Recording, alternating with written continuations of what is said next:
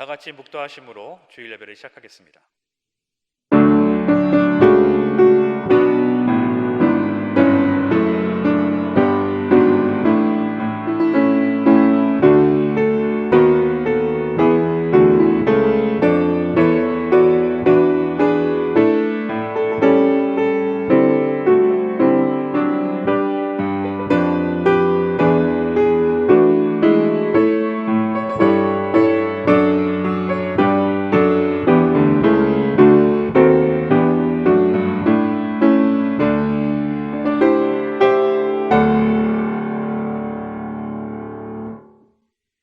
여호와의 집, 우리 여호와의 성전, 곧 우리 하나님의 성전들에 서 있는 너희여, 여호와를 찬송하라. 여호와는 선하시며 그의 이름이 아름다우니 그의 이름을 찬양하라. 여호와께서 자기를 위하여 야곱 곧 이스라엘을 자기의 특별한 소유로 택하셨음이로다. 우리의 참된 소망이 되시는 하나님 아버지, 이번 한 주간 저희들의 영육을 강건하게 붙들어 주시고 가정과 일터와 교회를 지켜주신 은혜에 감사를 드립니다. 각처에서 주님의 은혜로 살아가던 저희들이 오늘은 거룩한 주일을 맞이하여 하나님 아버지 앞으로 나왔습니다. 성부 하나님께 영광 돌리며 성자 예수님께 감사하며 보혜사 성령님의 인도하심을 따라 영과 진리로 예배드립니다. 마음과 뜻과 정성을 다해 드리는 우리의 예배를 기쁘게 받아 주시옵소서. 예수님의 이름으로 기원하옵나이다. 아멘. 나는 전능하신 아버지 하나님, 천지의 창조주를 믿습니다. 나는 그의 유일하신 아들, 우리 주 예수 그리스도를 믿습니다.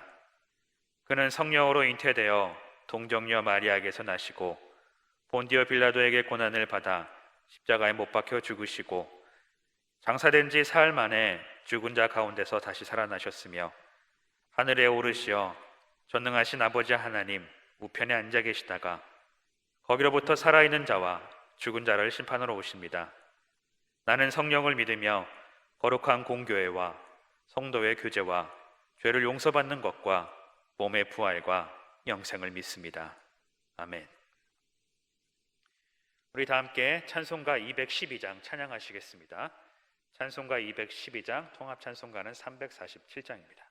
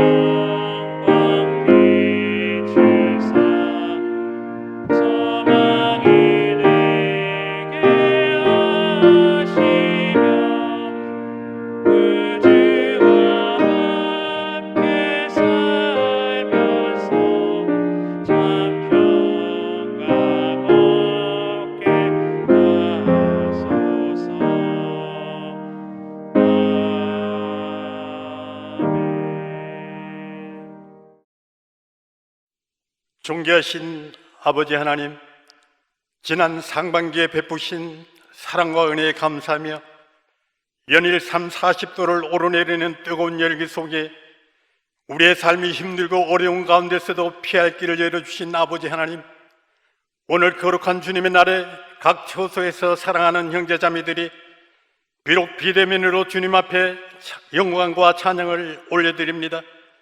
인류의 구원자의 아버지 하나님, 아직도 코로나 바이러스로 수많은 확진자와 사망자가 속출하고 수도권과 비수도권에서 많은 확진자가 발생하여 우리 일상생활이 제한된 가운데 사투를 벌이고 있는 방역당국과 의료진의 피나는 투혼에 감사드리며, 바이러스가 확산되지 않도록 주님께서 간섭하시고 미래를 사는 가족들 머리털 하나 상하지 않도록 지켜주시고 보호하여 주시기를 간절히 바라고 기도합니다.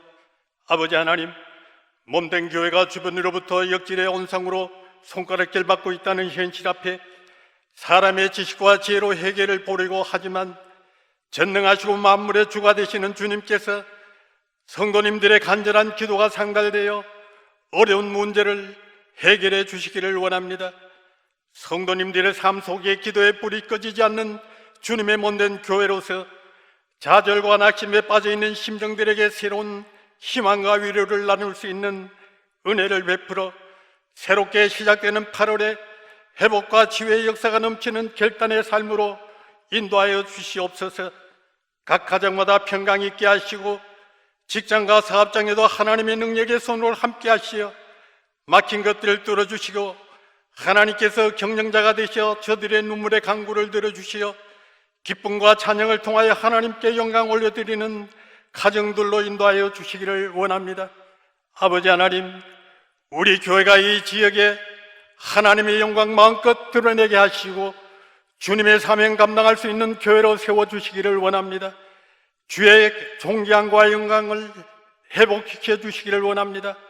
하나님의 계획하심과 힘과 능력을 갖추는 미래를 사는 교회를 주께서 부흥의 불길이 일어나게 역사하여 주시기를 소망합니다.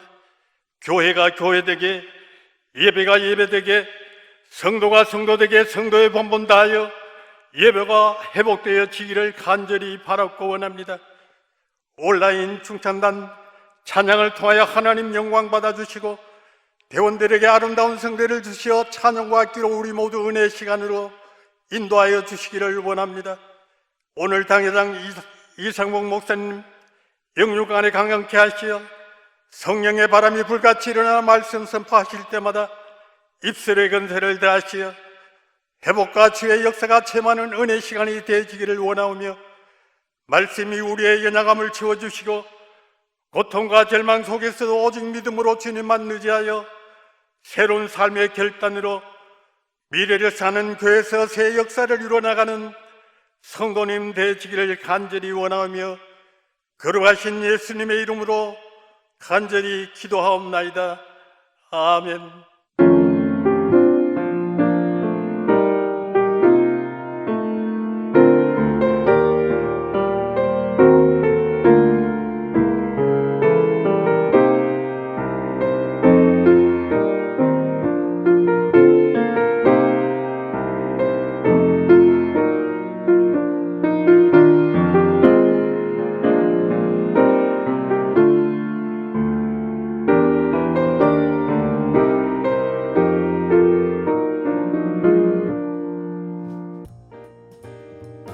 2021년 8월 1일 미래를 사는 교회 교회 소식입니다.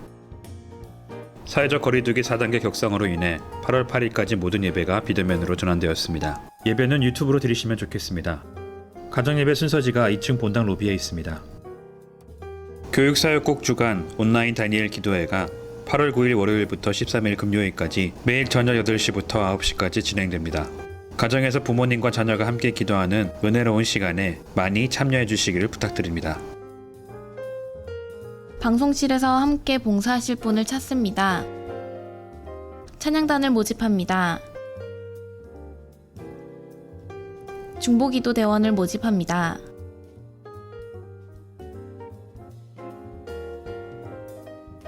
박영현 집사, 연근자 집사의 장녀 민지양의 결혼 예식이 8월 7일 토요일 낮 12시 20분에 서울 웨딩타워에서 담임 목사님의 주례로 있습니다. 사회적 거리두기로 인해 계신 곳에서 축복해 주시기를 바랍니다. 오늘 우리에게 주신 하나님의 말씀은 요한복음 2장 13절에서 17절입니다. 편리한 예배의 위험성이라는 제목으로 담임 목사님께서 은혜의 말씀 전해주시겠습니다. 오늘 우리에게 주시는 하나님의 말씀 요한복음 2장 13절로 17절입니다. 요한복음 2장 13절로 17절 말씀 우리 한 목소리로 같이 봉독하겠습니다. 유대인의 유월절이 가까운지라 예수께서 예루살렘으로 올라가셨더니 성전 안에서 소와 양과 비둘기 파는 사람들과 돈 바꾸는 사람들이 앉아 있는 것을 보시고 노끈으로 채찍을 만드사 양이나 소를 다 성전에서 내쫓으시고 돈 바꾸는 사람들의 돈을 쏟으시며 상을 엎으시고 비둘기 파는 사람들에게 이르시되 이것을 여기서 가져가라.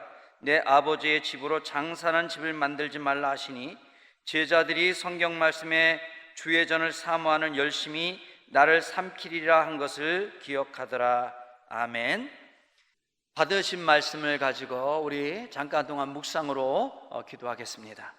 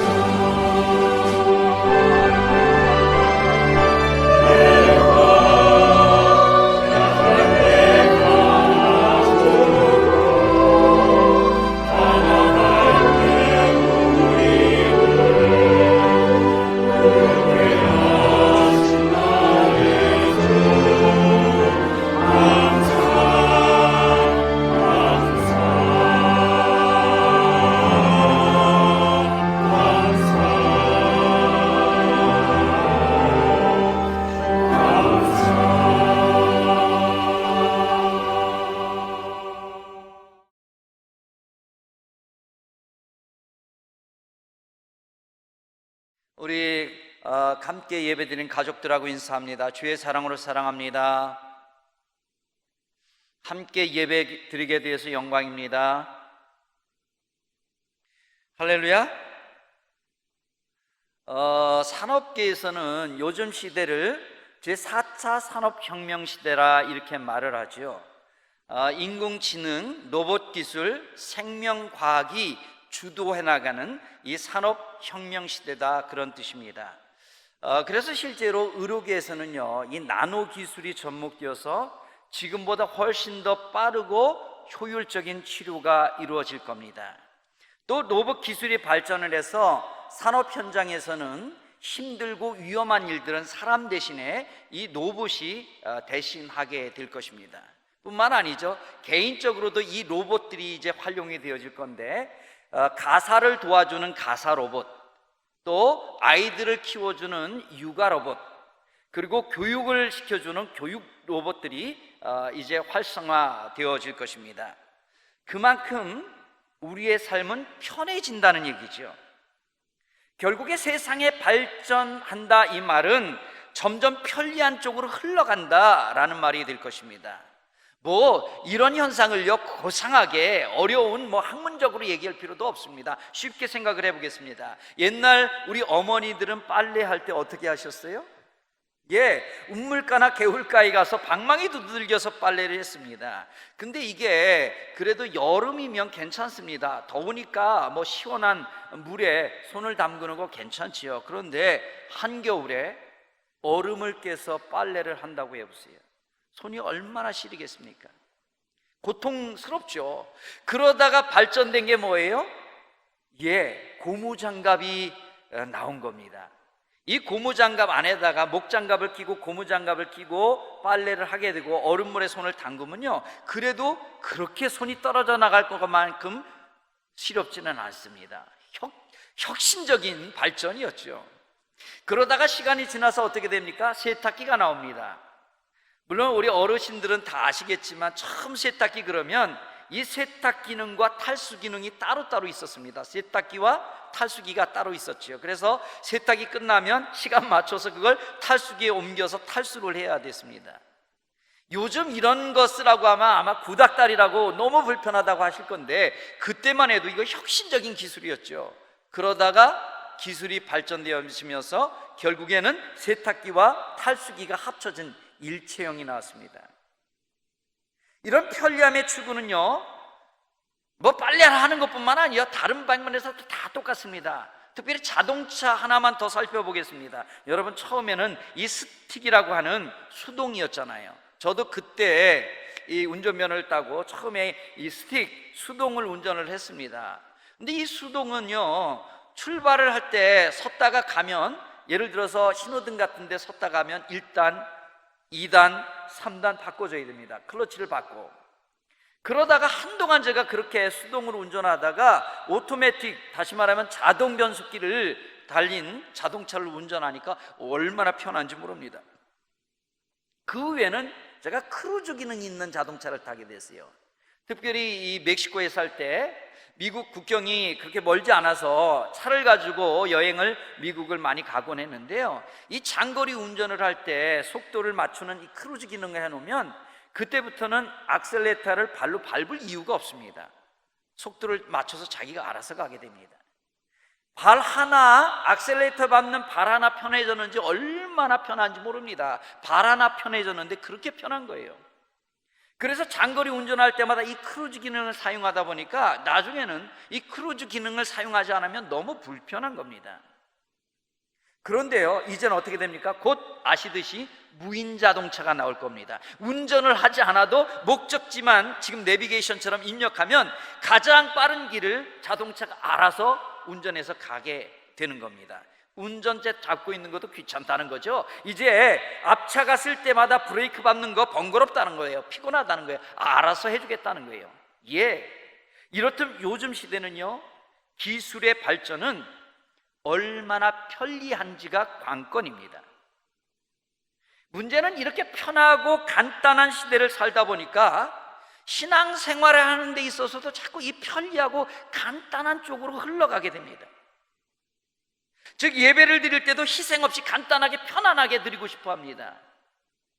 또 교회 생활도 자꾸 편리한 쪽으로만 생각을 하게 됩니다. 당연히 교회에서의 봉사나 헌신 이런 거는 이젠 꿈도 꾸지 않습니다. 물론 이렇게 편안한 신앙생활을 하다 보면 편리하기는 합니다. 편하기는 합니다. 그런데 그런 편한 신앙생활에 하나님의 은혜가 과연 얼마나 임할까요? 예배에 살짝 왔다가 예배 끝나자마자 무섭게 돌아가는 그 신앙생활에서 은혜 충만 받기는 어렵지요. 만약에 그게 가능하다면 심지 않은 데서 거둘 수 있다는 말이 됩니다. 심지 않은 데서 거둘 수 있다면 여러분, 성경 말씀이 거짓말이 되는 거잖아요. 성경은 분명하게 말씀하기를 심은 대로 거두리라 하나님께서 말씀해 주셨어요. 그런데 심지 않고 편안한 신앙생활을 통해서 하나님의 은혜를 많이 받을 수 있다고요? 불가능합니다. 그러니 헌신 없는 교회 생활, 편리한 예배 생활을 부러워해서는 안 됩니다. 오히려 주님을 위해서 수고하고 헌신이 있는 예배 생활을 사모하시기를 바랍니다. 왜요? 우리가 주님을 위한 수고는 결코 헛되지가 않습니다. 하늘나라의 상급과 하늘나라의 영광의 면류관으로 보상해 주실 줄로 믿습니다. 오늘 본문이 바로 그에 관한 말씀이거든요. 오늘 같이 읽은 말씀을 보니까 예수님께서 성전에 올라가서 이 성전을 깨끗게 정화하시는 장면입니다. 당시 성전들에는요, 하나님께 제사 드릴 짐승을 파는 장사꾼들과 또 헌금을 드리는 돈을 받고 주는 이 장사꾼들이 그곳에 있었습니다. 그러다 보니까 마치 돛대기 시작처럼 난잡하게 됐습니다. 시끄럽습니다. 거룩해야 될 하나님의 성전이 오히려 그 거룩함은 다 사라지고 세상의 냄새로 가득하게 되었습니다. 하나님의 영광보다는 돈에 대한 욕심으로 가득 찬 곳이 되고 말았다는 거죠. 자, 그런데요, 책에서 보니까 이걸 우리가 오해해서는 안 된다는 겁니다. 처음부터 성전을 시장터로 만들 의도는 전혀 없었다는 거지요. 오히려 원래 의도는 제사 드리는 사람들의 편의를 돕기 위한 것이었답니다. 당시에는 아직 예수님께서 십자가에 돌아가시기 전입니다. 이 말이 무슨 말입니까? 성전에서 짐승을 잡아서 제사를 드릴 때였다는 거죠. 그래서 이스라엘 백성들은 하나님께 짐승을 잡아서 하나님 앞에 제사를 드렸습니다. 그렇다면 이때 가까운 예루살렘에서만 제사 드리러 오겠습니까? 아니죠. 이틀 3일 걸리는 먼 저 갈릴리 지방에서도 예루살렘에 제사를 드리러 오게 됩니다. 우리 식으로 하면 인천에서도 오고 저기 대전에서도 오고 이런 거지요. 물론 지금이야 뭐 자동차가 워낙 좋으니까 인천, 대전 그렇게 뭐 많은 시간이 걸리는 건 아닙니다. 그런데 그 당시에는 길도 별로 안 좋았습니다. 더군다나 양이나 소를 끌고 터벅터벅 걸어온다고 생각을 해보세요. 당연히 시간도 많이 걸리고 또 힘도 들게 되죠. 더군다나 하나님 앞에 제사 드리는 이 양이나 소를 볼 때 오랜 시간 3일 동안 그 먼 거리를 가지고 오다 보면 이 가축들이 약해질 수가 있습니다. 원치 않게 병에 들 수가 있습니다. 그렇게 되면 하나님 앞에 제물로 바칠 수가 없지요. 그리 되면 문제가 심각합니다. 뭐 다시 집에 가서 또 다른 짐승을 끌어올 수도 없고 참 어렵게 됩니다. 난감해집니다. 이걸 안타깝게 생각한 사람들이 좋은 아이디어를 냅니다. 그 번거롭게 먼 갈릴리에서부터 짐승 끌고 오지 말고 그에 해당하는 돈을 준비해서 오면 예루살렘 성전에 가까운 사람들이 좋은 양이나 좋은 소를 준비해 놓고 그 소를 사다가 제사를 드리면 되지 않겠느냐, 그런 거였어요. 근데 실제로 그렇게 해보니까 얼마나 편한지 모릅니다. 물론 집에서부터 짐승을 끌고 온 것보다는 비쌀 겁니다. 하지만 집에서부터 가져오면서 들어가야 될 먹잇값, 노력 뿐만 아니라 이 짐승들이 축사 사용하는데 그 축사를 가격을 비교해 보니까 그렇게 큰 손해도 아니거든요. 그래서 정말 많은 사람들이 이런 방법을 사용하게 됩니다. 이렇게 성전에서 처음 짐승을 팔기 시작한 것은 정말 합당해 보이는 이유였습니다. 오늘 말로 하면 교인들의 고충을 덜어주려는 의도였다는 거죠. 참 지혜롭고요 현실적인 방법이었습니다. 근데 점차 시간이 지나가면서 문제가 생깁니다. 우선 재물을 파는 장사꾼들의 마음에 돈 욕심이 생기기 시작합니다. 장사꾼들이 재물을 팔면서, 이 짐승들을 팔면서 돈을 벌기 시작하니까 무슨 생각이 듭니까? 시간이 지날수록 조금이라도 더 많은 이윤을 남기고 싶은 겁니다. 그럼 어떻게 되겠어요? 조금 부실한 짐승을 안 그런 것처럼 속여서 팔아야 되죠. 또는 자기 짐승을 사라고 호객행위를 하게 됩니다. 이쯤 되면 장사꾼들에게는 이 성전이 거룩하게 제사 드리는 곳이 아니라 내가 돈을 버는 시장터가 되고 마는 겁니다. 그리고 이거는 재물을 사는 사람들 쪽에서도 똑같은 문제가 발생하게 됩니다. 이미 소나 양을 집에서부터 끌고 오지 않고 돈으로 가져오는 버릇이 생긴 이 편리함을 경험했던 이 사람들은 어떻게 되겠습니까? 이제 육체가 편하니까 당연히 그렇다면 남는 거 뭐겠어요? 이왕이면 조금 더 싼 짐승에 관심을 갖지 않겠습니까? 그러다 보니까 값을 깎게 됩니다. 이렇게 되면 조금 작은 송아지가 싸니까 작은 송아지, 좀 마른 놈이 싸니까 그런 걸 찾게 됩니다. 벌써 마음이 흐트러지는 거죠. 하나님 앞에 순전한 마음으로 제사 드리는 것에 마음을 쓰기보다는 어떻게 하면 이왕이면, 그렇지 않겠어요? 이왕이면 똑같이 제사를 드리는데 좀 돈을 덜 들이더라도 제사를 드릴 수 있는 방법을 찾지 않겠습니까? 마음이 빼앗기는 겁니다. 문제가 생기기는 제사장들에게도 마찬가지였습니다. 당시에 이 제물을 사서 제물을 제사를 드리려면 그 제물, 짐승을 합격이라고, 왜? 흠이 있는 제물을 바치면 안 되니까 제사장이 흠이 없는 제물이라고 판단을 해줘야 됩니다. 그런데 장사꾼들이 제사장이 자신이 판 그 소나 양을 합격이라고 해줘야 되기 때문에 장사꾼들이 생각을 할 때 보니까 경쟁을 서로 하니까 내 짐승을 제사장이 합격이라고 판단을 해줘야 되니까 그 제사장에게 좀 잘 보이기 위해서 사례비를 건네기 시작합니다. 결국에는 장사꾼들의 입장에서는 더 큰 이윤을 남기려면 조금 부실하고 조금 작은 놈이라도 제사장이 합격해주면 되거든요. 그러니까 그 합격을 부탁하려기 위해 웃돈을 주고 합격을 부탁합니다. 그렇게 되면 사실 장사꾼과 제사장 모두가 이미 이득이 생기니까 그렇게 하기 시작한 겁니다. 예, 제사장 역시 제사보다 제밥에 관심을 쏟게 되는 겁니다. 그런데 처음 성전에서 돈을 바꿔준 이유도 비슷하다는 겁니다. 원래 출발은 헌금할 때 이 돈에 대한 순수한 믿음을 지키기 위해서 그렇게 하기 시작한 겁니다. 당시에 이스라엘에서 통용됐던 돈은 뭐냐? 로마의 지배를 받고 있었기 때문에 로마 돈이었습니다. 드라크마라고 하죠. 요즘도 돈을 보면 그 돈에 지폐나 이렇게 보면 거기에 인물이 그려져 있잖아요. 뭐 신사임당도 있고 이순신 장군도 있고 뭐 그렇게 세종대왕도 있고 인물이 그려졌잖아요. 당시에는 로마 돈이었기 때문에 로마 황제가 그 돈에 얼굴이 새겨져 있었습니다. 근데 종교적인 열심이 있었던 유대인들은 이게 못마땅한 겁니다. 하나님께 드리는 헌금인데 어떻게 로마 황제의 얼굴이 그려져 있느냐? 이거 안 된다는 거죠. 그래서 로마 돈은 세속적이기 때문에 하나님께 헌금으로 드릴 수 없다. 제사장들이 그렇게 선언을 했습니다. 그리고 나서는 하나님께 드릴 수 있는 돈은 원래 전통적인 이스라엘 화폐인 세겔로 드려야 된다, 이렇게 되었습니다. 예, 여기까지는 하나님 앞에 헌금하는 것도 순수한 마음으로 하나님 앞에 정말로 순수하고 선한 그런 의도를 가지고 시작한 게 맞습니다. 그런데 문제는 이 돈을 바꿔주는 과정에서 문제가 생기기 시작합니다.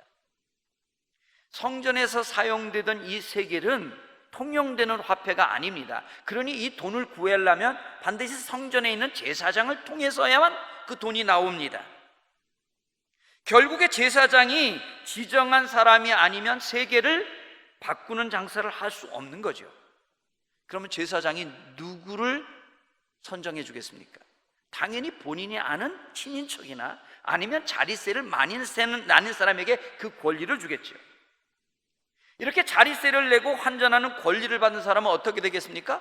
자기가 자리세를 냈으니까 돈을 바꿔줄 때 무료로 그냥 공짜로 바꿔줄 일은 없습니다. 당연히 환전해서 수수료를 떼게 됩니다. 그리고 이쯤 되면 더 많은 자릿세를 내고서라도 그 권리를 사려는 사람이 생기게 됩니다. 제사장은 자릿세 장사꾼이 되고 마는 겁니다. 이렇게 되면 이제는 돈 받고 주는 사람은 말할 것도 없고요, 심지어 제사장도 더 이상 하나님에 대한 순수한 헌금에 대한 사랑이 아닙니다. 마음이 오직 돈에 매이게 됩니다.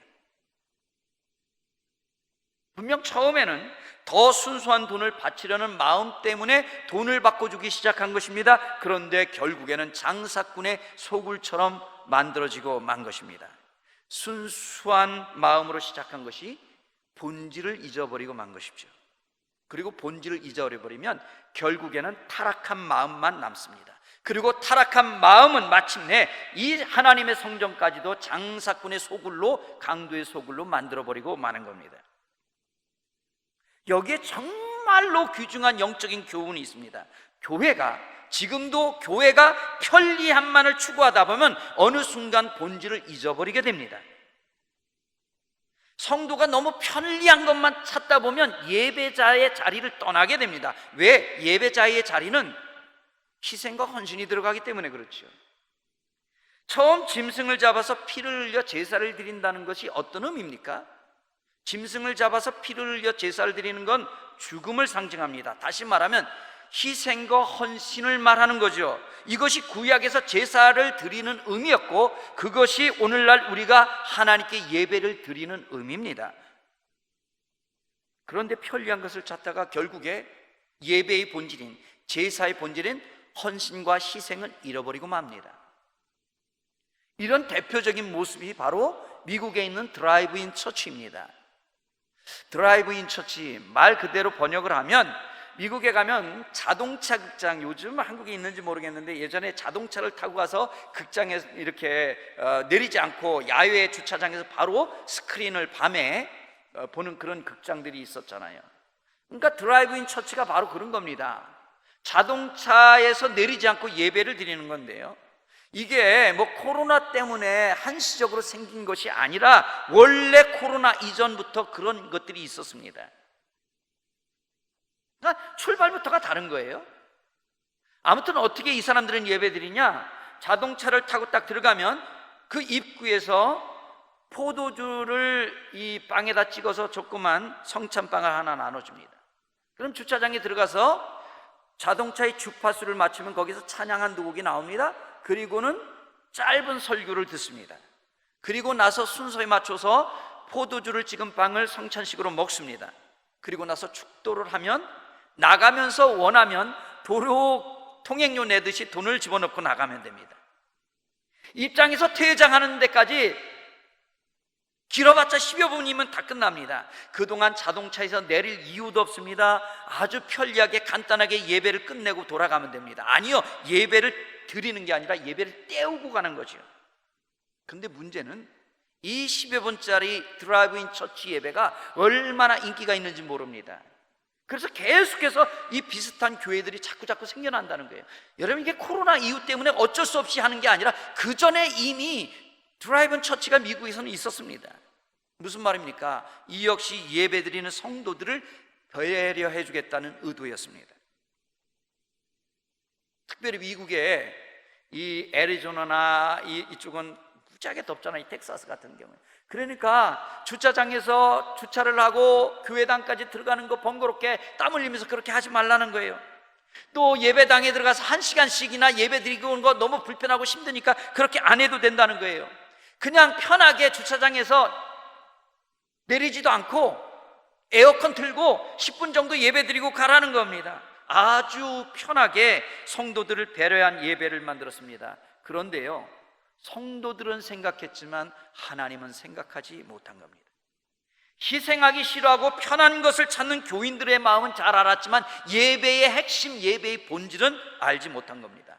분명한 사실은 예배는 하나님 앞에 내 마음과 정성과 힘을 드리는 시간이지 나조차고 편한 시간이 아닙니다.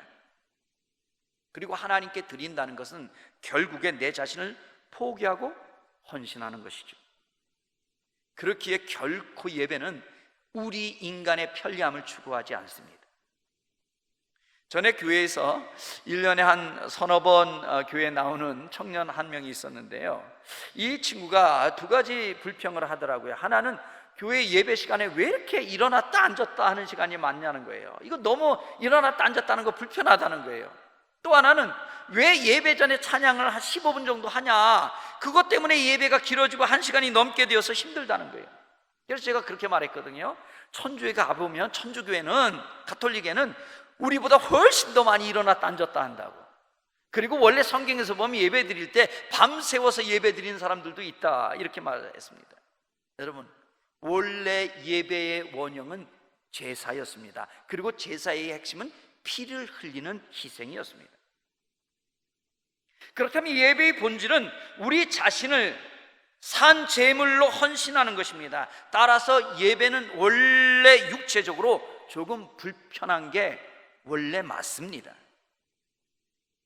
다윗이 하나님을 찬양할 때 바지가 내려갈 때 정도로 찬양을 했잖아요. 그런데 이런 찬양이 힘들지 않고 대충대충 설렁설렁한 찬양일까요? 또 어떤 분들은 왜 예배를 드리기 위해서 그 먼 거리를 와야 되냐고 그렇게 반문하는 분이 있습니다. 그런데요, 그 먼 거리를 오는 그 자체, 그 희생 자체가 바로 예배의 본질에 해당합니다.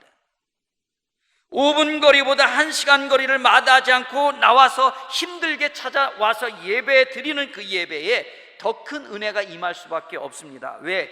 이미 그 1시간을 오는 동안 마음의 자세가 다릅니다.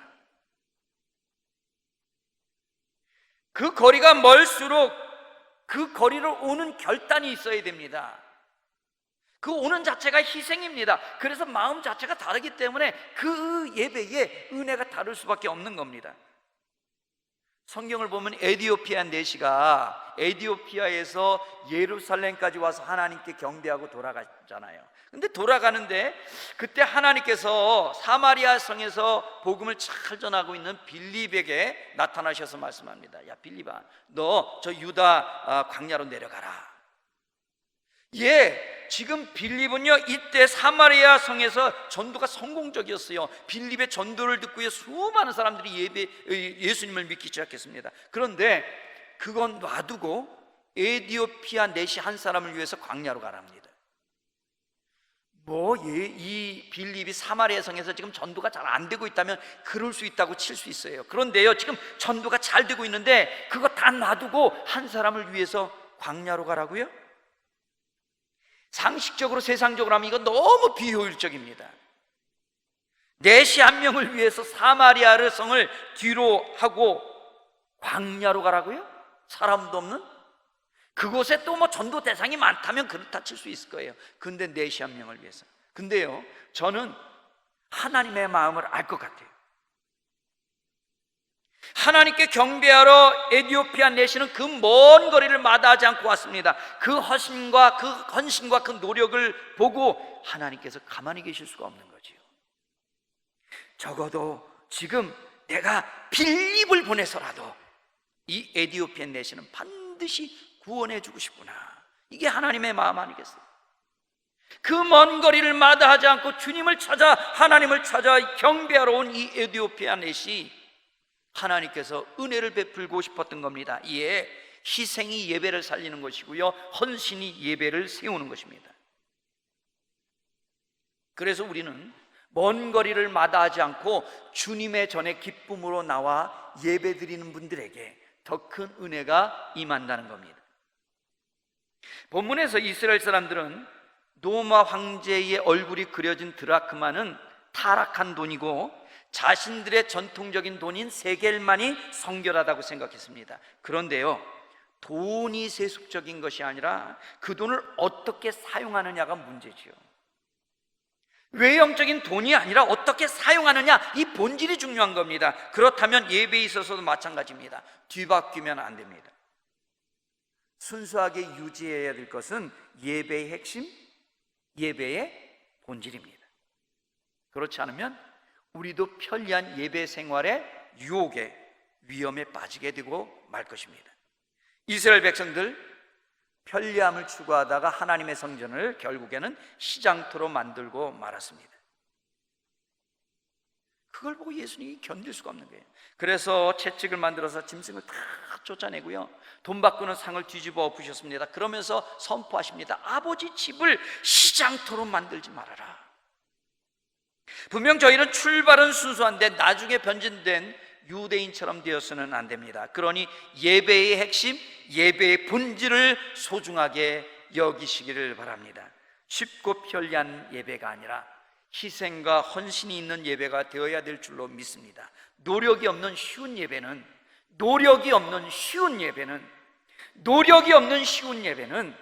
부실한 예배가 될 수밖에 없습니다. 그리고 희생이 없는 편한 예배는 형식적인 예배가 되고 말 것입니다. 오늘 저와 여러분이 이 말씀을 통해서 우리의 예배의 본질, 예배의 핵심을 잃지 않기를 축복합니다. 예배의 원형은 제사였는데 제사의 핵심은 피 흘림의 희생이었습니다. 오늘 우리의 예배도 우리의 희생과 우리의 헌신이 들어간 살아있는 예배가 되어질 수 있기를 축복합니다. 오늘 말씀을 생각하면서 우리 합심으로 잠깐 동안 기도합니다. 하나님, 편리한 예배 생활, 편리한 신앙 생활에 유혹당하지 않게 하여 주옵소서. 예배의 본질, 신앙의 본질을 알게 하여 주옵소서. 쉬운 예배가 아니라, 희생이 없는 편한 예배가 아니라 하나님 앞에 참 예배, 예배의 본질을 회복한 온전한 예배자 되게 하여 주옵소서. 우리 주여 한번 부르짖고 기도하겠습니다.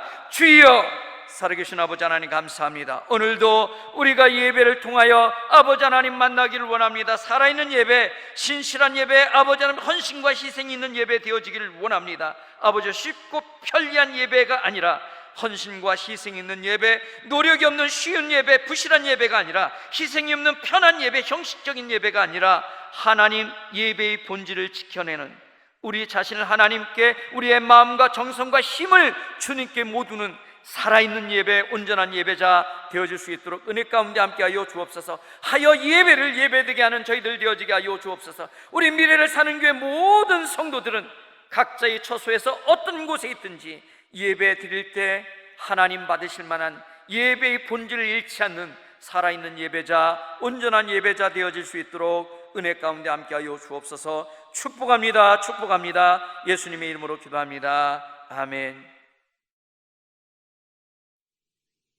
찬송가 325장 찬양 하나님께 올려드리겠습니다.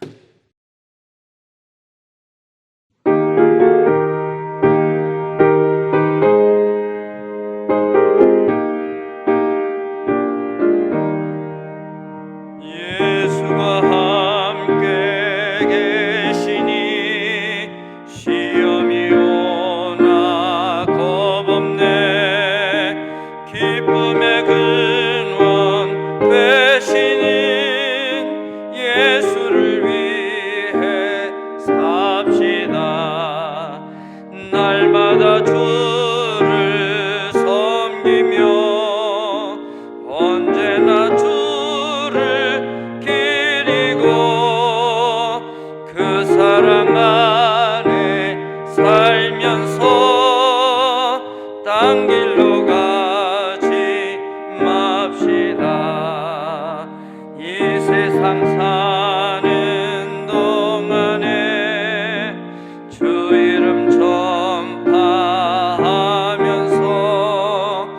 무한한 복락 주시는 예수를 위해 삽시다. 날마다 주를 섬기며 언제나 주를 기리고 그 사랑 안에 살면서 딴 길로 가지 맙시다. 이 세상 친구 없어도 예수는 나의